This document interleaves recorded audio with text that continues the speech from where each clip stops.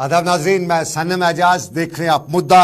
और आज के मुद्दे में सियासत का वो पहलू जो दिल्ली में 5 अप्रैल से शुरू हुआ और जम्मू कश्मीर की सियासत में एक बमशल की तरह भी गिरा है। अपने नाजरीन को हम याद दिलाए, ये दिल्ली का शहर और दिल्ली के शहर में 5 अप्रैल की तारीख को जम्मू कश्मीर के साबका वज़ीर-ए-आला मुफ्ती माफ़ कीजिएगा गुलाम नबी आज़ाद अपनी किताब की रस्म रोनमाई अंजाम दे रहे हैं। मुल्क की बड़ी बड़ी सियासी शख्सियात इस मौके पर मौजूद होती हैं और रस्म रोनमाई के दौरान गुलाम नबी आज़ाद अपनी किताब के बारे में, अपनी किताब में लिखे गए कुछ इक्तसाबात का हवाला देते हुए जब जम्मू कश्मीर की सियासत की बात करते हैं तो साल 2002 को याद करते हुए बताते हैं कि तब उनकी पुष्ट पर खंजर मारा गया और खंजर मारने वाला कोई और नहीं, जम्मू कश्मीर के साबका वज़ीर-ए-आला और साबका कांग्रेस के बड़े लीडर मरहूम मुफ्ती मोहम्मद सईद थे। गुलाम नबी आज़ाद किताब में बता रहे हैं कि उनके पास उस वक़्त 42 MLAs का सपोर्ट था। वो श्रीनगर पहुंचे थे, श्रीनगर में होटल में बैठे थे, सुबह का वक्त था, उन्हें ख्याल आया कि एक बड़े कैनवास पे बात की जाए, जम्मू कश्मीर के हालात को ठीक करना है तो दूसरे जो पार्टी लीडर, दूसरी जो सियासी शख्सियात हैं उन्हें साथ लेके चलना है। तो फिर मरहूम मुफ्ती मोहम्मद सईद का उन्हें ख्याल आया, उनने फ़ोन किया मरहूम मुफ्ती मोहम्मद सईद को और मरहूम मुफ्ती मोहम्मद सईद से बातचीत के दौरान लंच और डिनर की बात हुई। गवर्नर से मिलने का वक्त भी था, वो भी आगे पीछे किया गया, दिल्ली तक बात पहुंचाई गई। बताया गया कि मरहूम मुफ्ती मोहम्मद सईद साहब के कुछ शख्सियत, उनकी पार्टी की कुछ लीडरान को, क्योंकि उस वक्त पीडीपी के पास 16 मेंबरान थे, उनमें से भी कुछ को ऑन बोर्ड लिया जाए, सियासत में, सरकार में उन्हें लिया जाए। लेकिन बात दिल्ली तक पहुंची, मनमोहन सिंह और तब कांग्रेस सदर सोनिया गांधी तक बात पहुंची तो बात बनते बनते बिगड़ गई। ये हमारा आज का मुद्दा। और इस मुद्दे में गुलाम नबी आज़ाद ने अपनी किताब के दौरान कांग्रेस क़यादत पर भी सवाल उठाते हुए बताया है कि उनका यहाँ तक पहुँचना, जो उनका 5 साल का जो 5 दहाइयों का जो सफ़र था, उस सफ़र के दौरान उतार चढ़ाव तो बहुत आए, लेकिन कांग्रेस के अंदर की जो गुटबाजी थी वो कांग्रेस के लिए यूँ कह सकते हैं कि वबाली कांग्रेस भी बनी। ये मुद्दा हमारा आज का मुद्दा। और इसी मुद्दे पर आज सुजादा बशीर गुलाम नबी आज़ाद की पार्टी से रिप्रेजेंट करती हैं, आज़ाद डेमोक्रेटिक अलायंस जो पार्टी उनकी है, उनसे सुजादा बशीर मेरे साथ हैं।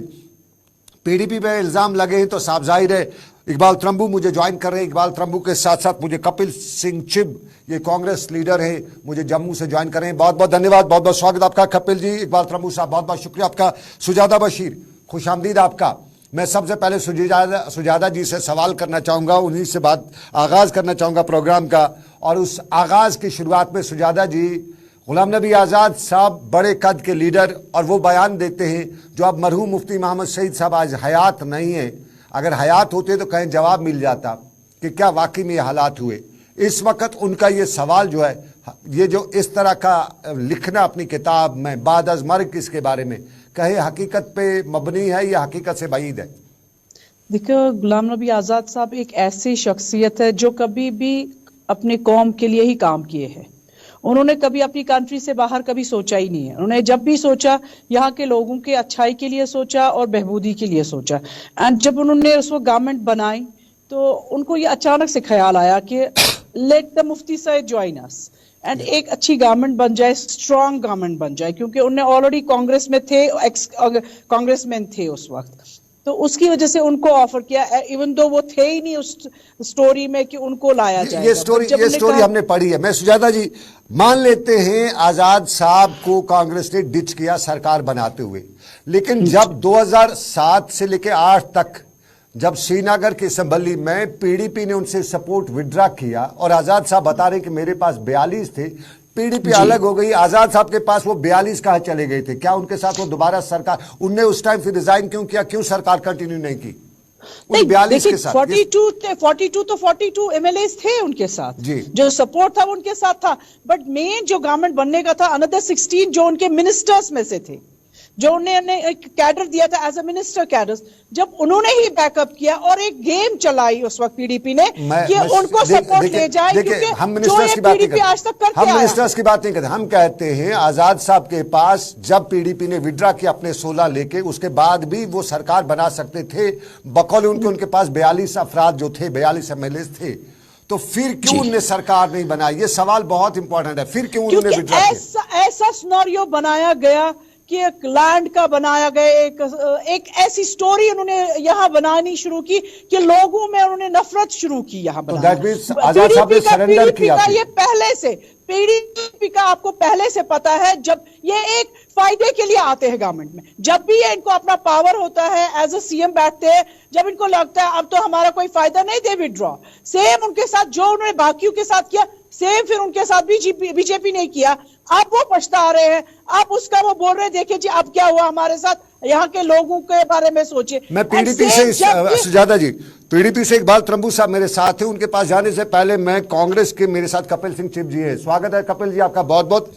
जरा जानना चाहेंगे आजाद साहब का बयान और कांग्रेस के अंदरूनी खलबशार गुटबाजी, और साथ साथ में ये भी कहना कि वहां पे हिज मास्टर्स वॉइस यानी सोनिया जी और राहुल जी चलता था और वो वजह थी कि उन्हें बाद में उम्र के इस हिस्से में कांग्रेस को छोड़ना पड़ा। कितना आप इस चीज को ले रहे हैं? 42 सीट से तो उस वक्त भी सरकार बनती, 44 सीट्स कम से कम चाहिए थी जी। मुझे लगता है गुलाम नबी जी कंफ्यूज हो गए हैं। भारतीय जनता पार्टी की बी टीम बने, अपनी पार्टी की ए टीम बने, उनको लीड करे, कैसे करे उनको समझ में नहीं आ रहा कि वो क्या लिख रहे हैं, क्या बोल रहे हैं। अब उनके पास नेशनल कॉन्फ्रेंस का समर्थन था तो फिर उनके पास 48 सीट्स होनी चाहिए थी।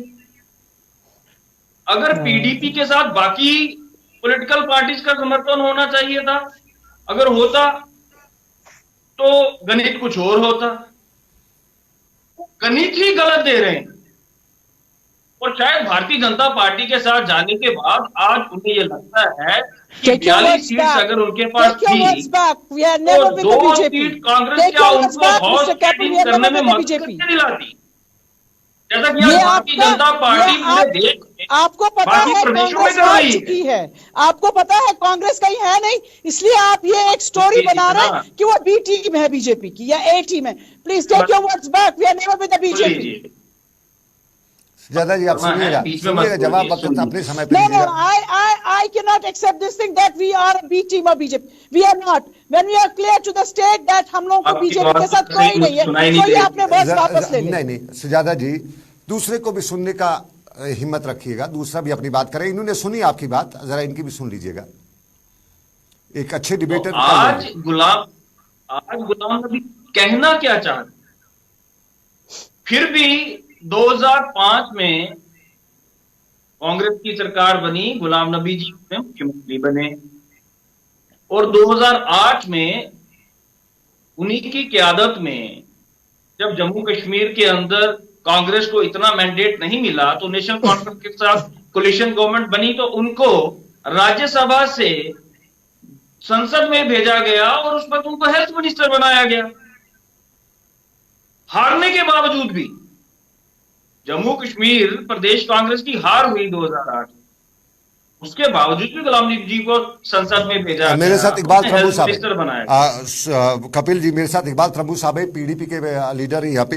त्रंबू साहब जी, आजाद साहब की किताब और आजाद साहब का इल्जाम के पुष्प पे खंजर, हम उसका उन्हें अल्फाज पुष्प पे खंजर नहीं, लेकिन जो उसका मतन निकल के आ रहा है कि उन्हें उनसे बैक स्टैबिंग की गई है। आजाद साहब को बैक स्टैबिंग की मरहूम मुफ्ती मोहम्मद सईद साहब ने। नईम अख्तर साहब ने कल स्टेटमेंट दिया, उसमें उन्होंने कुछ खुलासा भी किया, साथ साथ में उन्होंने बताया कि आज़ाद साहब जो हैं वो मुसलमानों का वोट डिवाइड करने की, मैं उनके अल्फाज बता रहा हूँ, वो इसलिए दिल्ली से उनके आखिरी तकरीर का भी हवाला दिया। पीडीपी इस सारे मामलात को किस तरह से ले रही है? हाँ देखिए सनम साहब, सबसे इम्पोर्टेंट बात यह है, जब पीडीपी ने अपना सपोर्ट उस वक्त की कोएलिशन गवर्नमेंट से वापस ले लिया, जब आज़ाद साहब चीफ मिनिस्टर थे, वो सबसे बेहतरीन वक्त था आज़ाद साहब के लिए इस बात का खुलासा करने का जो वो आज इतने सालों के बाद कर रहे हैं।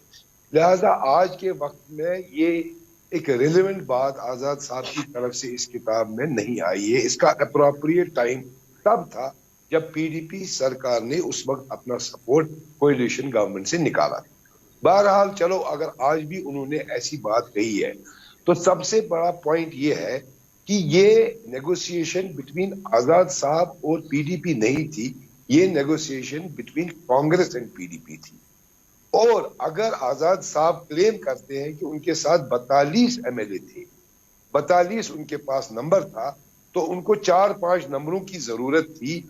उस सूरत में क्या आपको लगता है कि आज तक सियासत में इतनी जेनरोसिटी कहीं हुई है कि आप दान में सीएम की कुर्सी किसी को देते हैं, उनको वही मिलता जो वो डिजर्व करते। लेकिन हकीकत दरअसल ये है कि नंबरों का भी कहीं हेर फेर था। ये जो कांग्रेस के पास अपने 28 नंबर थे और जो बाकी नंबर वो क्लेम कर रहे थे, कहीं ना कहीं वो आजाद साहब के साथ नहीं थे। इसीलिए मुफ्ती साहब को उस वक्त कांग्रेस की हाई कमांड ने सोच समझकर ऐसा किया कि मुफ्ती साहब को पहले 3 साल का टाइम दिया जाए और फिर आजाद साहब को दिया जाए। और दूसरी अहम बात, वो जो उस वक्त कांग्रेस की हाई कमांड ने किया, आपको याद होगा वो जम्मू कश्मीर की हिस्ट्री में सुनहरा वक्त था। वो वैसा वक्त था जो जम्मू कश्मीर की हिस्ट्री में पिछले 70 सालों में कहीं नहीं आया। आपको याद होगा मुफ्ती साहब की क़यादत में हम दो मुल्कों के रिश्ते, हिंदुस्तान और पाकिस्तान के जो रिश्ते, वो अरूज पर पहुंचे और कश्मीर और जम्मू तरक्की की राह पे चला। आपने देखा होगा कि 70 सालों में पहली दफा आर पार का तिजारत शुरू हुआ, आर पार आना जाना शुरू हुआ। तो ये उस वक्त कांग्रेस की एक सही सोच थी, जिसको आज आजाद साहब जुटला रहे हैं कि उस वक्त की जरूरत जो थी मुफ्ती मोहम्मद सईद साहब ही। जी सच है। सुजाता जी, जी सुजाता जी ये बता रहे हैं कि वो वक्त की जरूरत थी जो आजाद साहब जुटला रहे हैं, हकीकत को हकाइक को मसक कर रहे हैं। वक्त की जरूरत नहीं थी, क्योंकि जब आपने पढ़ा होगा बुक में, उन्होंने क्लियर किया है कि he was on the sitting with Ashok बान, कि अचानक से उनको एक आइडिया आ गया, एक स्ट्रांग पार्टी बनाई जाए, एक स्ट्रांग गवर्नमेंट बन जाए, सो दैट यहाँ के लोगों की बहबूदी के लिए, यहाँ की डेवलपमेंट के लिए एक स्टेट को ऊपर लाया जाए। बट उनको ये नहीं बोला गया था हम आपको चीफ मिनिस्टर बनाएंगे। एंड जब वो पूरा उनके साथ डिस्कस हो गया था, आफ्टर दैट ही सेड नहीं, आप थिंक कि मुझे चीफ मिनिस्टर बनाया जाएगा। एंड ऑलरेडी इस टाइम ये हो चुका था कि लोगों में आ चुकी थी या सुजाता जी, में आ चुकी थी कि ये गवर्नमेंट। इसमें एक बात निकल के आती है, फिर तो आजाद साहब को अगर बैक स्टैबिंग की है तो फिर तो सोनिया जी ने की है, मनमोहन सिंह ने की है जो वहां पे आए, ना कि मुफ्ती साहब ने। No he said in his book also कि that Sonia Gandhi was very much annoyed कि जब हमने इसको खाली as a minister joint ministry बनाएंगे, but all of a sudden he is saying make me as a CM. And उस वक्त कोई ऑप्शन नहीं था। I said okay let him be as a chief minister for first 3 years। ये तो उनका बड़प्पन था, जबकि उनको बनना था, उनके ज्यादा मेंबर्स, इनके तो 16 मेंबर ही थे। इनके तो उतनी गवर्नमेंट बन भी नहीं सकती थी अगर ये किसी भी गवर्नमेंट के साथ चले जाते। इनके 16 मेंबर्स से कौन सा सीएम बनते ये? बट इनकी ये लालच जो हर वक्त थी, पीडीपी हर वक्त एक लालच के पीछे भागी है, उनके अपने फायदे के लिए पीछे भागी है। कभी इन्होंने स्टेट के लिए नहीं सोचा है, यहाँ के लोगों के लिए नहीं सोचा है। जो आज भी लोग यहाँ पछता रहे हैं, कह रहे हैं कि अगर यहाँ बीजेपी आया, ये हमारी जस्ट एंड जस्ट पीडीपी की देन। आपके हरीफ जो है, जिस तरह वही बोला है, जिस तरह वही किया। कपिल जी कल से लेके आज तक ये बड़ा चर्चा में है।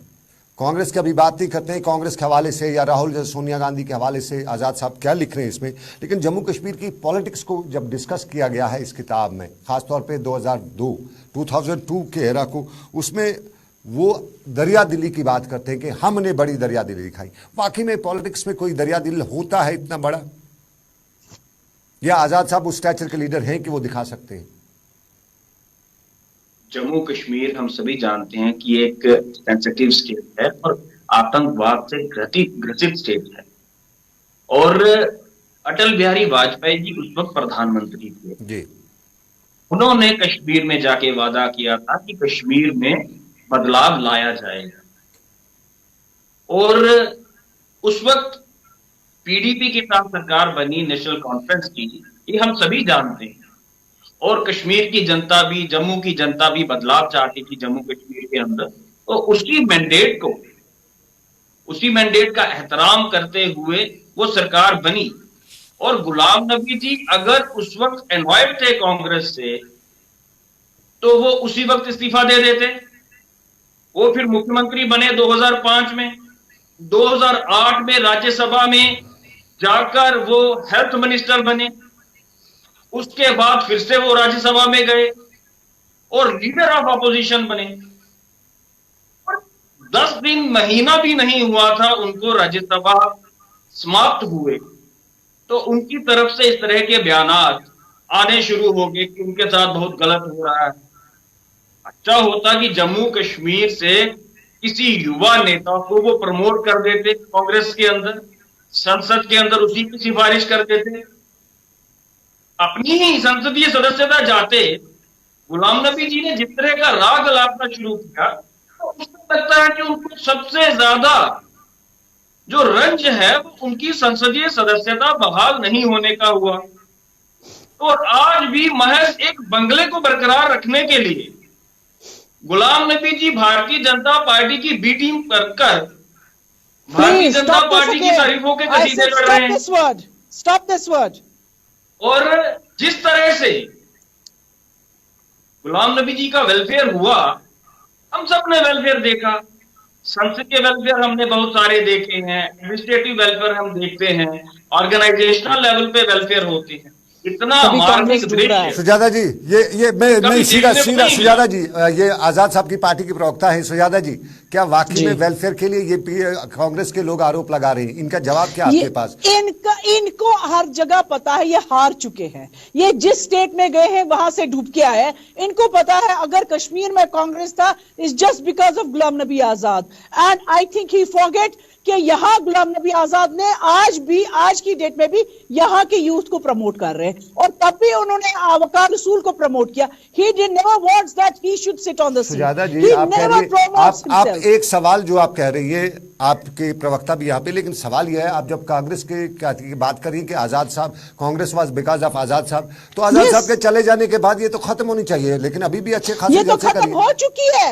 किधर है कौन बड़ा लीडर आजाद साहब के साथ गया है कांग्रेस से? अगर कुछ गए थे वो वापस चले गए।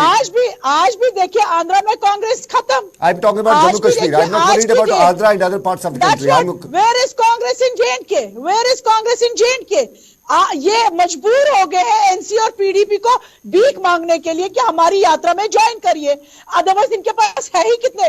अगर ये इतने स्ट्रांग होते, इनको जरूरत नहीं थी कि बाकी स्टेट से अपने लोग लेके आना, वहां यहाँ से कभी एक्टर और कभी एक्ट्रेसेस यहाँ हमारे साथ ज्वाइन करिए। अगर इतने स्ट्रांग होते, आप तो बड़े दयालु निकले। फिर आजाद साहब के खिलाफ आपने आप यात्रा में सपोर्ट भी किया इसको। सुजाता जी बता रही है कि भीख मांगा कांग्रेस ने, आपने दिया। जी जी, और क्या हुआ? महबूबा मुफ्ती कहाँ ज्वाइन की? वो तो उन्हीं के यात्रा में ज्वाइन की। जी जी, देखिए एजाज साहब, मैं एक और बात की यहाँ पे ये करना चाहता हूँ। जो आजाद साहब का दौरे चीफ मिनिस्टरशिप था, उसमें आपने देखा कि जम्मू कश्मीर में हालात 2008 में बहुत खराब हो गए। वो एक गलत डिसीजन की वजह से हालात खराब हो गए, जहाँ जम्मू में भी इंतशार फैला और कश्मीर में भी इंतशार फैला। ये उनके दौरे हुकूमत में हुआ और देखिए उसका नतीजा क्या निकला। अभी सुजाता जी बीजेपी की बात कर रही थी, अगर आप देखेंगे मुसलसल 2008 के बाद जम्मू रीजन सीधा बीजेपी के गोद में चला गया और ये आजाद साहब की गलत पॉलिसी की वजह से चला गया। लो जी, बड़ा सवाल उठा, बड़ा सवाल है ये सामने वाला सवाल है। आप बीजेपी को लेके आए, यहाँ वो कुछ नहीं है, कहीं ना कहीं बीजेपी के साथ गवर्नमेंट बनाए, वो कहीं है नहीं। जिम्मेवार है कि बीजेपी जो है जम्मू कश्मीर में एंटर हो गई है और अब यह है कि बीजेपी जम्मू कश्मीर में आ चुकी है। हालांकि जम्मू में आप लोगों ने लाया है इसको, वो आप लोगों ने लाया है आजाद साहब की गलत पॉलिसी है जिसकी वजह से बीजेपी ने जम्मू कश्मीर में आप किस लीडर को किसके साथ कर रहे बात? आप किस कोशिश है कि जो एंट्री बीजेपी ने जम्मू में की है, वाज ऑलवेज एन अपॉर्चुनिस्ट। को भी इंशाल्लाह आने वाले अपॉर्चुनिस्ट। आप लोगों ने पहले दिन से बीजेपी का साथ दिया। मैंने कहा ना, आप लोग हर वक्त अपॉर्चुनिटिस्ट रह चुके हैं। जब आपको लोगों को लगा कि अब तो हम लोगों ने 3 साल अपने किए, ऐश किया, आराम किया, बस लीडरशिप की चीफ मिनिस्टर बने, जहां आपको सोचा भी नहीं था, आप दूर दूर तक नहीं सोचते थे कि हम लोग चीफ मिनिस्टर बन जाएंगे। जब बन गए तो पीछे हट गए। भाई आज ये हो रहा, अब जी लैंड आजाद साहब ने दी, अब जी हंगामे आजाद साहब के, वो क्यों नहीं याद कर रहे? आज की डेट में लोग आजाद साहब को चाह रहे हैं। आज भी लोग बोल रहे हैं गुलाम नबी आजाद का पीरियड एक बेस्ट पीरियड फॉर जेल। वो मानते that was a golden era जो पीडीपी कांग्रेस का था, that was a golden era माना जाता है। They got the answer. They ruled for 3 years. No, it is not only Congress. It was PDP and Congress. It was not only Congress का हम उस era को वो No doubt it was PDP and Congress. But why couldn't PDP do that? PDP की तो पहले CM last पे मुझे वक्त इजाजत नहीं देता है। कपिल जी, लास्ट पे आपका कमेंट जानना चाहेंगे आजाद साहब के बारे में। आप लोग बता रहे हैं बी टीम है बीजेपी की, और खासतौर पे जो उनका मोदी जी के साथ जो लास्ट जब पार्लियामेंट से उनका निकलने का था, उस सारे का हवाला देते हुए क्या वाकई में आप इस चीज पे कमेंटेटर हैं या ये आप सिर्फ एक सियासी पैंतरा फेंक रहे हैं? जेलसी। अगर गुलाम नबी जी वाकई एक विपक्षी पार्टी हैं और जब वो कांग्रेस में थे तो राफेल स्कैम के ऊपर जेपीसी का गठन करने की डिमांड गुलाम नबी जी ने की थी जी। धारा 370 को जब विखंडित किया गया तब भी गुलाम नबी जी ने उसका विरोध किया था, और गुलाम नबी जी को यह भूलना नहीं चाहिए सुप्रीम कोर्ट की परमिशन से वो जम्मू कश्मीर के अंदर आए थे। सिर्फ 2-3 जगह जाने की उनको इजाजत मिली थी। भारतीय जनता पार्टी की सरकार और नरेंद्र मोदी जी ने उनको इजाजत नहीं दी थी जम्मू कश्मीर में आने की। संक्षेप में मेरे पास समय नहीं है, एक मिनट बचा मेरे पास। और आज जिस तरह से अडानी का मुद्दा, हिंडनबर्ग का मुद्दा उठा हुआ है और जेपीसी का गठन करने की डिमांड हो रही है, आज गुलाम नबी जी अगर वाकई विपक्ष में भारतीय जनता पार्टी आप लास्ट में क्या बीजेपी की बी टीम आप बता रहे हैं वो सिर्फ आप एक जुमला बता रहे हैं या वाकई में आप सीरियस हैं? मैं ये नहीं कह सकता। आपकी पार्टी नहीं मौके में तो कल खुल के बताया। मैंने आपको एक बात कही कि पोस्ट गुलाम नबी आजाद साहब की चीफ मिनिस्टर बीजेपी की एंट्री जम्मू कश्मीर में हुई है। मैं सुजाता जी लास्ट 10 सेकंड आप लोगों ने इंट्रोड्यूस किया, आप लोगों ने यहाँ 10 सेकंड मेरे पास बचे हैं सिर्फ 10 सेकंड सुजाता जी, समय मेरे पास इजाजत नहीं देता। Sujata ji BJP here, Sujata ji 10 second मेरे पास बचे, बताइएगा प्लीज क्या वाकई में जेएनके के लोग बोलते हैं, भारतीय जनता पार्टी का समर्थन कर रहे हैं, इसलिए महबूबा मुफ्ती चीखती है, चिल्लाती है, महबूबा मुफ्ती पार्टी की नीतियों का वो समर्थन कर रहे हैं जम्मू कश्मीर के अंदर ज्वाइन करवाइए। चलिए सुजाता जी बहुत बहुत धन्यवाद। कपिल जी बहुत बहुत शुक्रिया आपका, और इकबाल त्रंबूसा बहुत बहुत शुक्रिया। समय मुझे इजाजत नहीं देता है। आप सब ने अपनी अपनी बात रखी, पक्ष रखी। वो 2002 की बात है, जम्मू कश्मीर में मुफ्ती मोहम्मद सईद मरहूम का सियासत का पड़ाव, और उसी पड़ाव पे अब गुलाम नबी आजाद की किताब में लिखना। लेकिन बहुत से लोग सवाल उठाते हैं कि मुफ्ती मोहम्मद सईद मरहूम अब इस दुनिया में नहीं है। बात थी तो तब लिखनी थी, तब बतानी थी। आज जवाब कैसे दिया जा सकता है, हकीकत कैसे मालूम हुई। लेकिन मुद्दा आज का, और आज के मुद्दे से बस इतना ही। मुझे दीजिए इजाजत। दिल्ली स्टूडियो आपको वापस ले चलते हैं रेखा के पास, और दिल्ली से मेरे साथ कोऑर्डिनेट किया सपना वर्मा के साथ साथ रेखा ने, और मोहसिन खान ने श्रीनगर से आबिद कादिर, और मेरे साथ बाकी दोस्त रहे श्रीनगर से। दीजिए इजाजत, रखिए अपना ख्याल। अल्लाह हाफिज।